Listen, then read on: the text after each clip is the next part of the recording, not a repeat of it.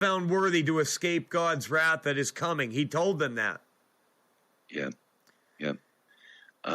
Okay, put you on the spot. What do you think's going to happen, Mike? What do you think's going to happen? We've got literally, it's like a quickening happening before our eyes on TV every day. I know you and I are quote out of it in terms of stress. We've talked about that a lot. Disengage from the nonsense politics, but stuff's happening. Yeah. On the ground. We got an election coming up November 2024. We clearly have a fork in the road. We got a tipping point. What does Mike Filip think is going to happen? What's going to happen? I was talking to Peter about this morning, actually. I think that, and this is just me, this isn't a word or anything like that. This is Mike Filip I've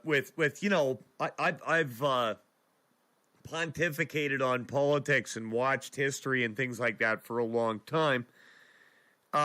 Peter and I were talking about it this morning, and bringing it back to biblical themes. We had Mike Bloom on the other day, where he talked about the four horses. Right, you hear that in Jeremiah, you hear that in Revelation.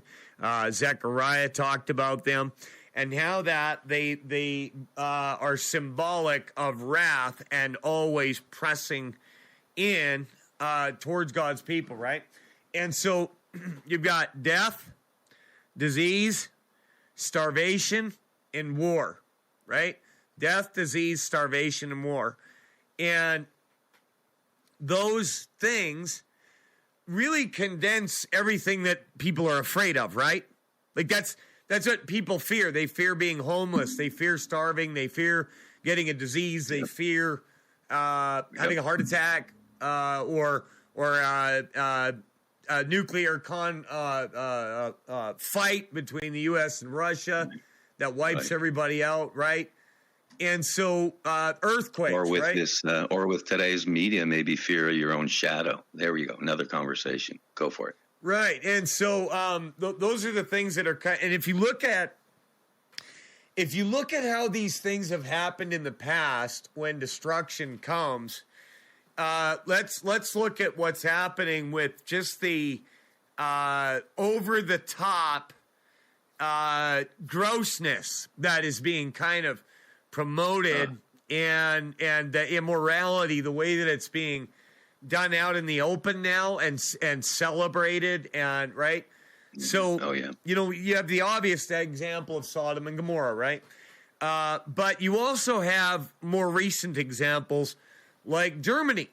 This happened in Germany just 90 years ago, where it was the same thing. They got over immoral, excessively wicked, especially with uncleanness and risky, gross sexual behavior. And then they went into Weimar Republic. Well, what was that? Well, the money crashed. You had to, if you got paid from your job, you had to get to the bread store to get food as fast as you could, because from the time you got paid, those marks lost value just from the trip there. And so, like, you had to have a wheelbarrow full of money to buy food, right? Oh, yeah. Then what happened? Well, Hitler came along, made everything right? Like, their economy skyrocketed under Adolf Hitler.